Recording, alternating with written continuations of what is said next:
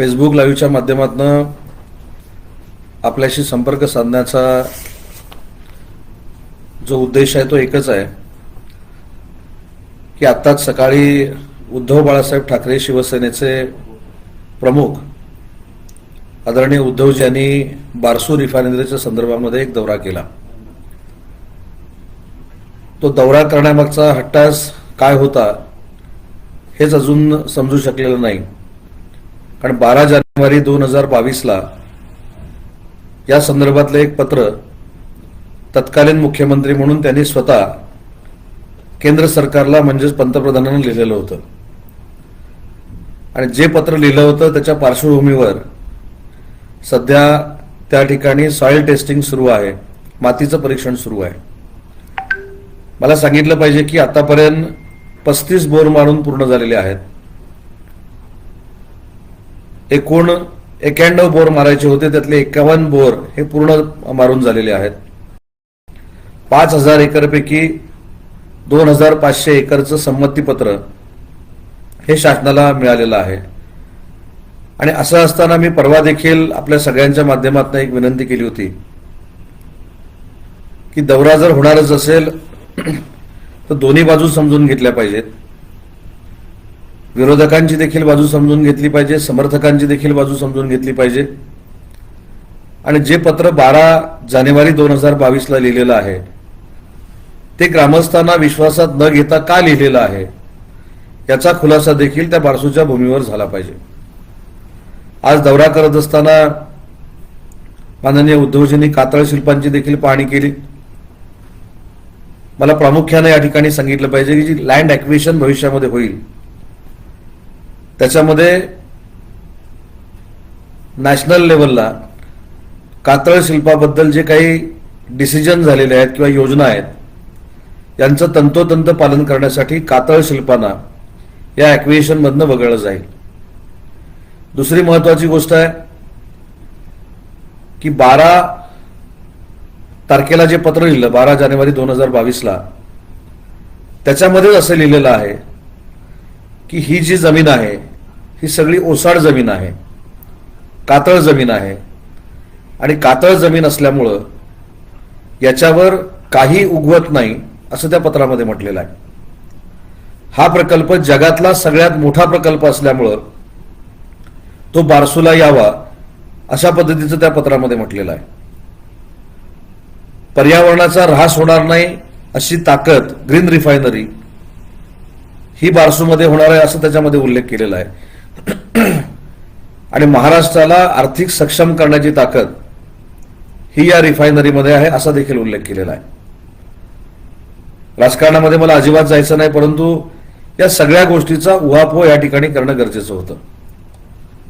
बरं, तसं बघायला गेलं की ग्रामस्थ किती उपस्थित होते तर माझ्याकडे एक प्रशासनाचं पत्र आताच मला प्राप्त झालेलं आहे, दोन्ही सभांच्या बाबतीतलं बैठकांच्या बाबतीतलं, ते देखील मी आपल्याला मुद्दाम करून या ठिकाणी वाचून दाखवणार आहे।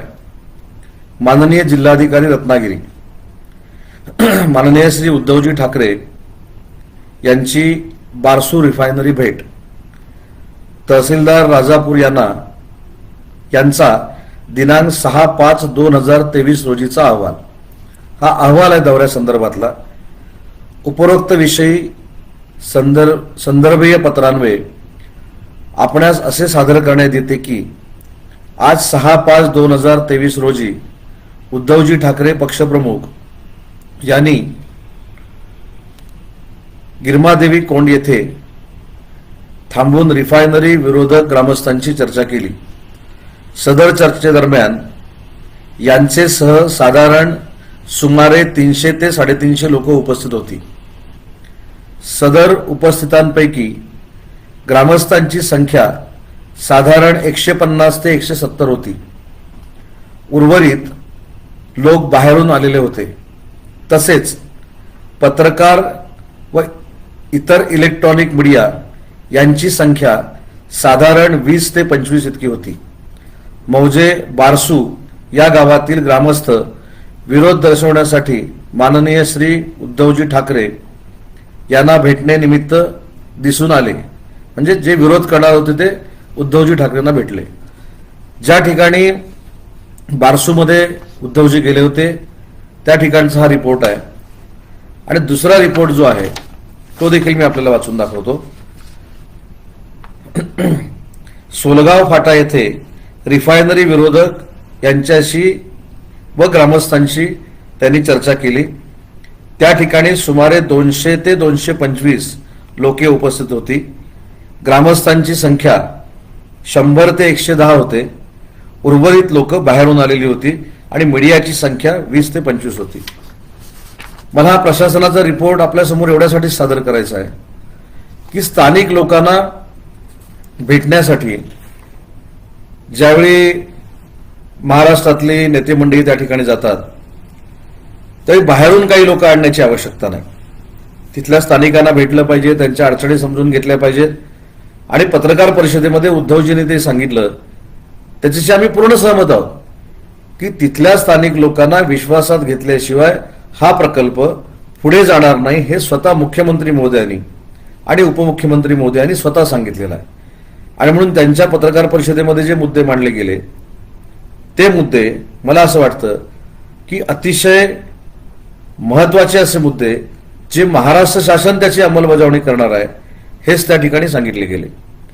दुसरी महत्वाची गोष्ट आहे की आपण संपूर्ण जर दौरा बघितला तर ग्रामस्थांच्या बाबतीत बोलण्यापेक्षा महाराष्ट्र राज्याचे मुख्यमंत्री आदरणीय एकनाथ शिंदे साहेबांवर टीका करण्यामध्ये जास्त वेळ गेलेला दिसतो.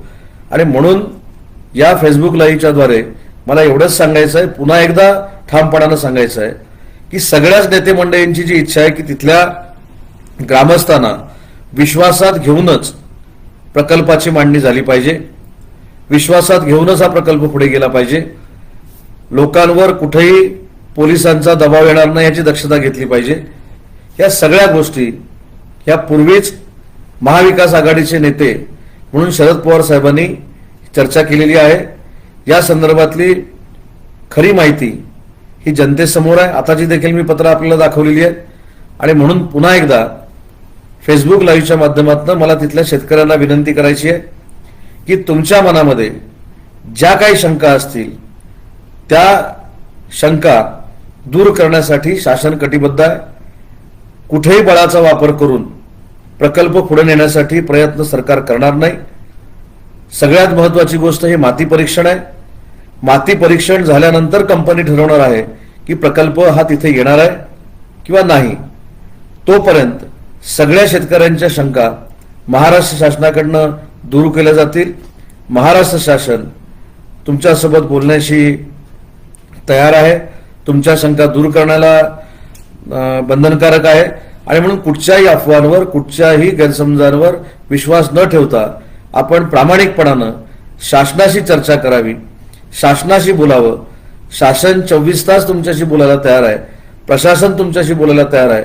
परंतु या सगळ्या गोष्टीमुळं कायदा आणि सुव्यवस्था बिघडवण्यापेक्षा आपण प्रामाणिकपणानं महाराष्ट्रातल्या विशेषतः कोकणातल्या रत्नागिरी जिल्ह्यातल्या आर्थिक बाबीला जर चालना मिळणार असेल आणि रत्नागिरी जिल्ह्यातील आणि कोकणातील बेरोजगार तरुणांना आणि तरुणींना रोजगार जर मिळणार असेल तर आपण सकारात्मक विचार केला पाहिजे. एवढीच विनंती पुन्हा एकदा मी या ठिकाणी करतो. आणि आजच्या दौऱ्याची माहिती उद्योग मंत्री म्हणून आपल्यापर्यंत पोचावी यासाठी आम्ही फेसबुक लाईव्हचा उपक्रम राबवलेला होता. त्या ठिकाणी समर्थकांची देखील एक बैठक चालू आहे. आताच माझ्याकडे एक पत्र आलेलं आहे की समर्थकांच्या बैठकीला 500 पेक्षा अधिक लोक त्या ठिकाणी जमा झालेली आहेत. आणि म्हणून सगळ्यांना समान न्याय देण्यासाठी जसं विरोधकांना उद्धवजी भेटले तसं समर्थकांना देखील भेटणं आवश्यक होतं असं माझं मत आहे. आणि म्हणून विरोधकांच्या बाबतीतल्या शेतकऱ्यांच्या बाबतीतल्या सगळ्याच शंका दूर करून आम्ही हा प्रकल्प पुढे नेऊ. शेतकऱ्यांना बाजूला ठेवून शेतकऱ्यांना कुठच्याही पद्धतीमध्ये अडचणीत आणून शेतकऱ्यांच्या बाबतीमध्ये कुठचेही वेगळे निर्णय न घेता प्रकल्प चांगल्या पद्धतीनं शेतकऱ्यांना समजावून सांगून आम्ही पुढे जाऊ ही महाराष्ट्र शासनाची भूमिका आहे. आणि म्हणून आज जो दौरा झाला तो नक्की कशासाठी झाला हे अजून सगळेच संभ्रमामध्ये आहेत. कारण 200-250 लोकांना भेटत असताना त्याच्यामध्ये स्थानिक निम्म्यापेक्षा कमी होते आणि बाहेरनं आणलेली संख्या जास्त होती. असं या पत्रावरनं प्रशासनाच्या दिसतंय. आणि म्हणून मला असं वाटतं की या सगळ्या बाबतीमध्ये वस्तुस्थिती आपल्यासमोर यावी म्हणून या माध्यमातून मी आपल्याशी चर्चा केली. भविष्यात ही रिफायनरी करत असताना शेतकऱ्यांना विश्वासातच घेऊन केली जाईल हा पुन्हा एकदा शब्द देतो आणि थांबतो. जय हिंद, जय महाराष्ट्र.